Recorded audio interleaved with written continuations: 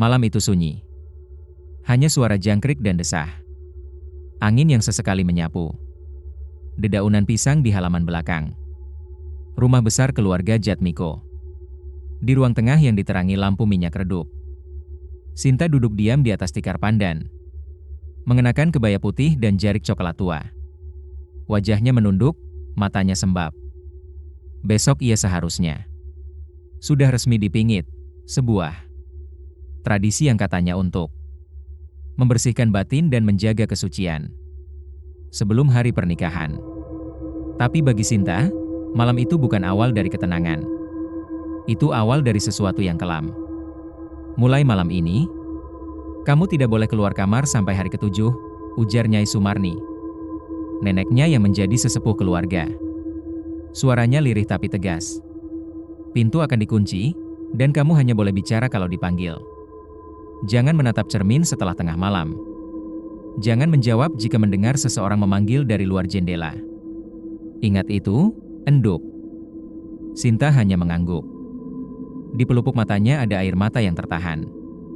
Ia tidak mengerti mengapa harus dikurung di kamar tua di ujung rumah. Kamar yang katanya dulu milik buyutnya. Seorang perempuan yang meninggal pada malam menjelang pernikahannya. Puluhan tahun lalu. Ketika malam semakin larut, semua orang di rumah mulai tidur. Sinta menatap lilin di meja kecil yang nyalanya bergoyang.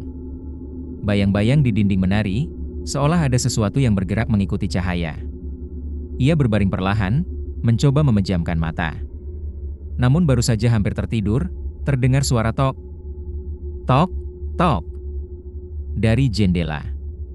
Awalnya ia pikir itu ranting atau angin. Tapi suara itu terdengar berirama. Tok, tok. Tok, 3 kali. Hening. Lalu lagi. Sinta membuka matanya. Siapa? Bisiknya. Tak ada jawaban. Ia bangkit, melangkah pelan menuju jendela. Dari luar tampak samar cahaya bulan menembus tirai tipis. Ia hendak membuka sedikit kain penutup. Tapi tiba-tiba terdengar suara perempuan pelan dari luar. Lembut namun menyeramkan. Sinta, aku juga dulu dipingit di kamar ini. Suara itu membuat darahnya berhenti mengalir seketika.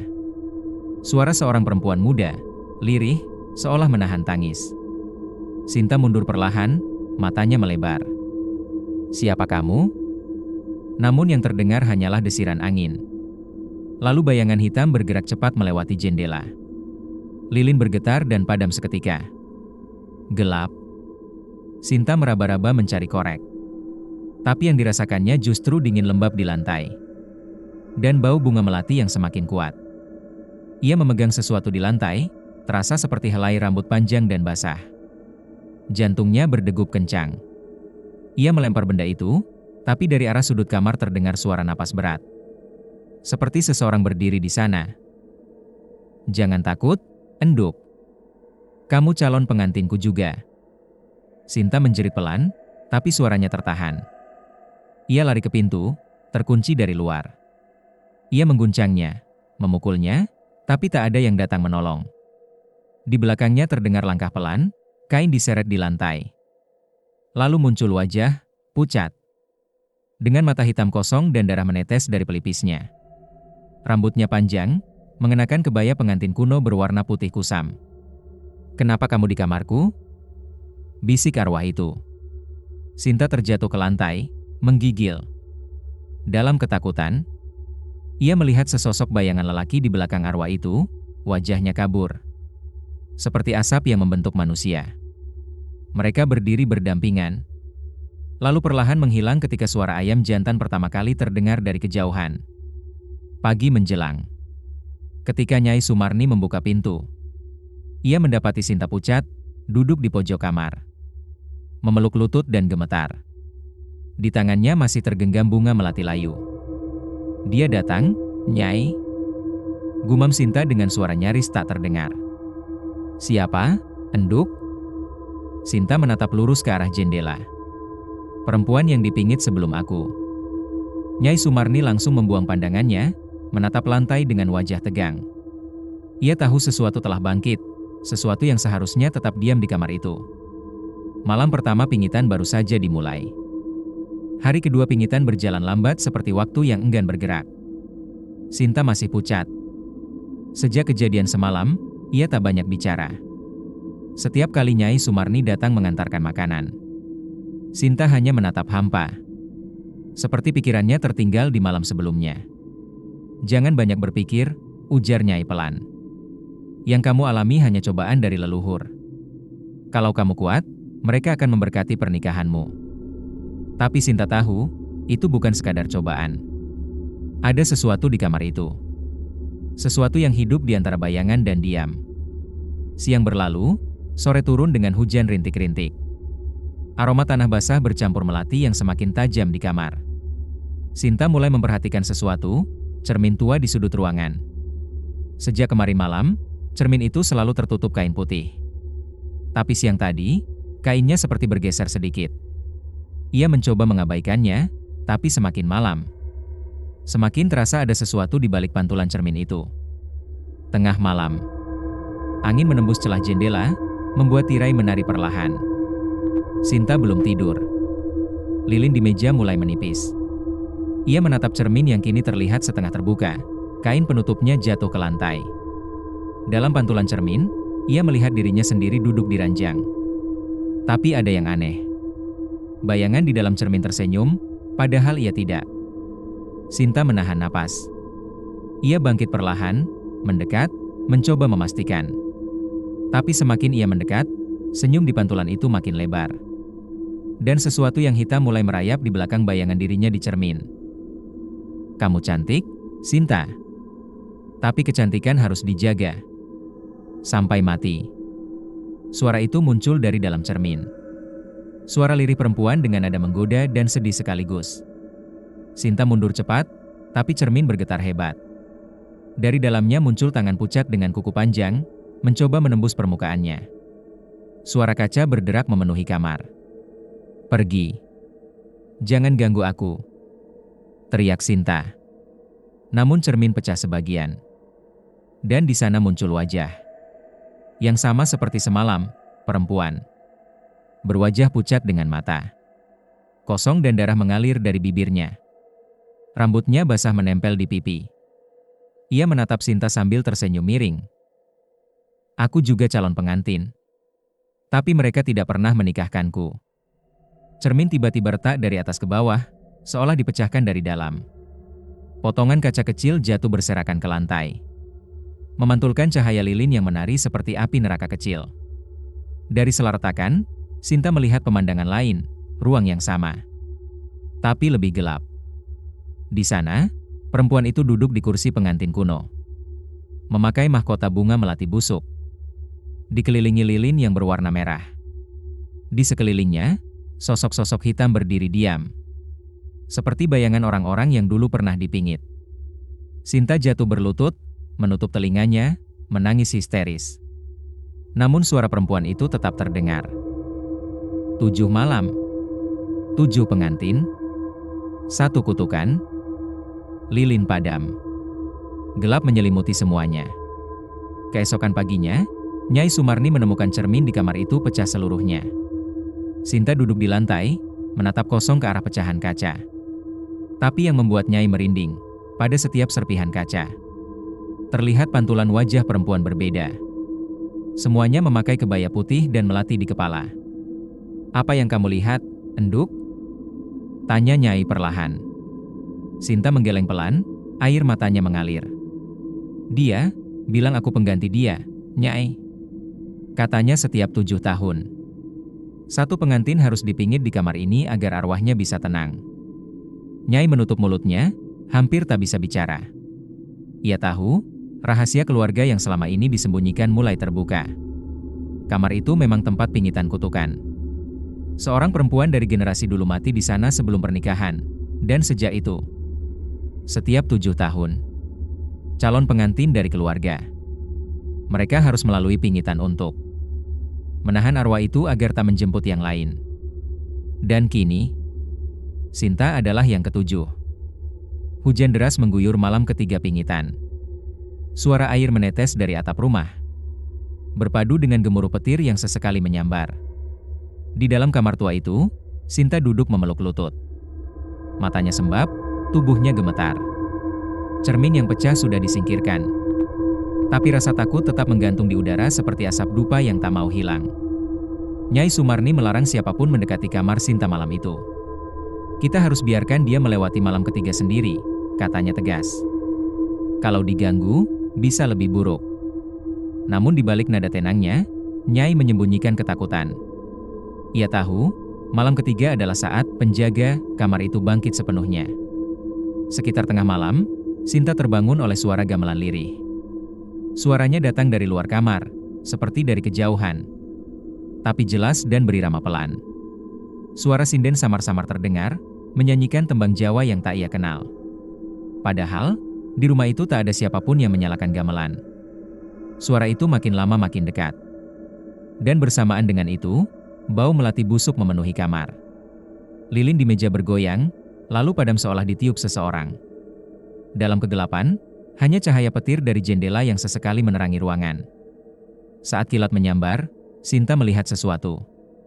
Di ujung kamar, berdiri sosok perempuan mengenakan kebaya pengantin putih. Wajahnya pucat, matanya kosong. Bibirnya tersenyum aneh. Di tangannya, ia membawa buket melati layu. Namun di dada kebaya itu ada noda darah besar, tepat di atas jantungnya. Malam ketiga. Bisik sosok itu. Dulu, aku juga menunggu pengantinku datang. Tapi ia tak pernah kembali. Sinta menutup telinganya, menangis. Pergi. Aku bukan kamu. Tapi perempuan itu mendekat perlahan. Setiap langkahnya diiringi suara gamelan yang semakin keras. Seperti pesta pernikahan dari alam lain. Dia janji menikahiku, lanjutnya lirih. Tapi keluarganya menolak. Aku dipingit. Dan di malam ketiga, aku mati dengan busana pengantinku. Arwah itu berhenti tepat di depan Sinta. Matanya menatap tajam. Suaranya berubah menjadi gemetar penuh amarah. Sekarang, kamu harus menggantikanku. Sinta menjerit. Lilin menyala sendiri, api menari liar. Dinding kamar bergetar, jendela terbuka lebar meski hujan deras di luar. Dari luar tampak bayangan banyak perempuan berbaris. Semuanya memakai kebaya putih dengan wajah hancur.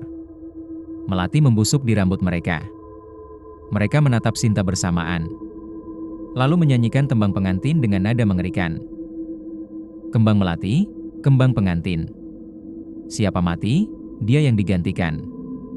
Sinta berlari ke pintu, mengguncangnya kuat-kuat. Tapi seperti sebelumnya, terkunci rapat. Tangannya berdarah karena memukul gagang pintu. Ia berteriak memanggil Nyai, namun tak ada jawaban. Hanya suara gamelan yang kini berubah kacau. Seperti dimainkan oleh tangan-tangan arwah. Di belakangnya, sosok perempuan pengantin itu mulai menangis. Air matanya bukan air biasa, melainkan darah yang menetes dari matanya. Membasahi kebaya putihnya. Aku cuma ingin menikah. Aku cuma ingin bahagia. Sinta gemetar, lututnya lemas. Namun tiba-tiba sesuatu aneh terjadi. Potongan kaca cermin yang masih tersisa di lantai mulai bergetar. Lalu memantulkan bayangan masa lalu. Sinta melihat seorang perempuan muda, sama seperti arwah itu. Tengah dipaksa mengenakan busana pengantin. Menangis, lalu didorong masuk ke kamar itu. Dari luar, terdengar suara laki-laki berteriak, "Hentikan upacara ini." Tapi sudah terlambat. Sesuatu membakar dupa. Dan gadis itu mati di dalam kamar dengan dada tertusuk keris kecil. Kilas balik itu hilang seketika. Cermin pecah lagi, kali ini seluruhnya menjadi debu. Sinta menangis keras, sementara di depan matanya. Arwah pengantin itu perlahan membentuk senyum sedih. Kamu tahu sekarang, kan? Aku tak pernah pergi. Karena aku di sini. Di kamar ini. Tepat setelah kata-kata itu, angin besar menerpa ruangan. Semua lilin padam, dan Sinta pingsan.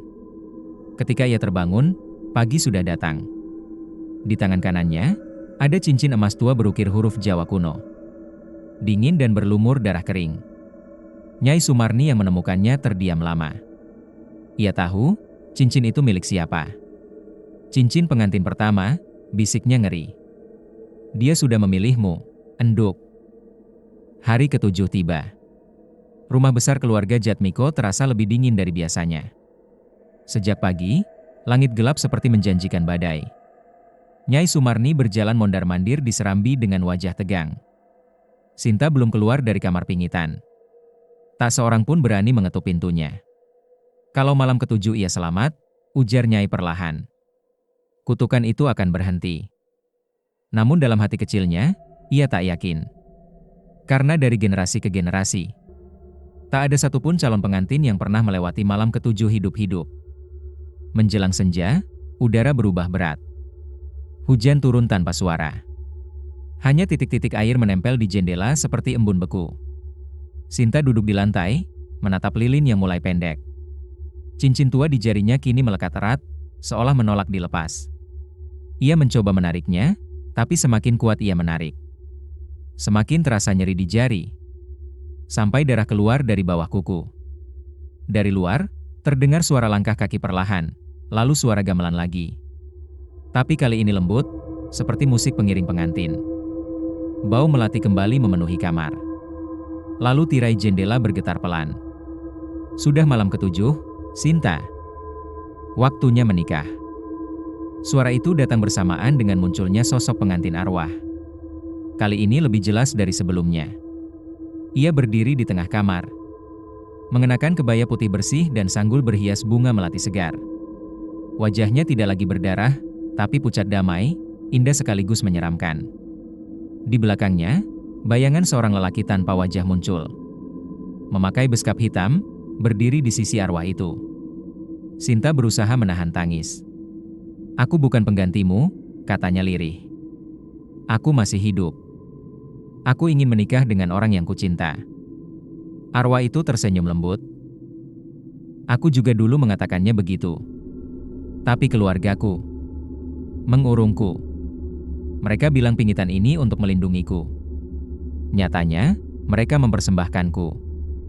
Sinta tertegun. Mempersembahkanmu? Ya, kepada roh leluhur penjaga keluarga. Agar kekayaan dan kehormatan mereka tidak hilang. Mereka butuh satu pengantin setiap 7 tahun. Satu jiwa yang dikorbankan dalam upacara sunyi. Mata Sinta membesar. Kata-kata arwah itu menjelaskan segalanya. Mengapa tradisi pingitan keluarga itu tak pernah bisa dihapus? Mengapa setiap 7 tahun selalu ada calon pengantin yang menghilang? Arwah itu mendekat. Sekarang giliranmu, Sinta. Kalau kamu menolak, aku tak bisa pergi. Dan semua arwah pengantin sebelumnya akan tetap terjebak di sini. Hening. Suara gamelan berhenti, berganti dengan tabuhan kendang lambat. Seperti irama jantung yang menunggu detik terakhir. Sinta menatap cermin besar yang kini kembali utuh di dinding. Entah bagaimana, pecahan-pecahan itu menyatu lagi. Di dalam pantulannya, ia melihat dua dunia, dirinya di kamar tua, dan arwah pengantin di dunia seberang. Dengan altar pernikahan kuno yang dipenuhi darah dan bunga busuk. Ia tahu, satu-satunya cara menghentikan semua ini adalah melanjutkan upacara, tapi bukan dengan menyerahkan dirinya. Ia harus memutus perjanjian leluhur itu sendiri. Sinta berdiri. Ia menggigit jarinya hingga berdarah. Lalu menorehkan darahnya di lantai membentuk lingkaran kecil. Sambil mengucap doa yang diajarkan Nyai sejak kecil, Sing Nyawiji Karo Gusti. Ora nyembah marang lian. Api lilin menyala tinggi, angin berputar kencang. Suara jeritan dari arah cermin mulai terdengar. Arwah pengantin itu berteriak. Kamu tak bisa memutus ikatan ini. Kamu bagian dari kami. Sinta berteriak balik, suaranya menggema. Tidak. Aku tidak akan jadi korban seperti kalian. Aku akan bebaskan kalian semua. Ia memukul cermin dengan tangan berdarah. Cermin pecah, tapi dari dalamnya keluar asap hitam pekat. Disertai jeritan banyak suara perempuan. Sosok arwah pengantin itu menatap Sinta dengan mata basah. Lalu tersenyum samar. Terima kasih. Akhirnya ada yang berani. Lalu tubuhnya lenyap, bersama semua bayangan lain. Gamelan berhenti, lilin padam. Dan kamar itu menjadi sunyi untuk pertama kalinya. Pagi menjelang. Nyai Sumarni menemukan pintu kamar terbuka. Di dalam, hanya ada Sinta tergeletak di lantai, pingsan tapi hidup. Di jari manisnya, cincin tua itu telah lenyap. Saat ia siuman, Sinta berkata pelan, "Sudah selesai, Nyai. Mereka sudah pergi." Nyai menangis, memeluknya. Tapi ketika Sinta menatap ke cermin yang kini kosong, pantulannya tersenyum sedikit lebih dulu. Sebelum dirinya, seolah sebagian dari dunia arwah itu masih tertinggal bersamanya. Dan di luar rumah, bunga melati bermekaran serentak di bawah hujan pagi. Terima kasih sudah menonton, jangan lupa like, komen, dan subscribe.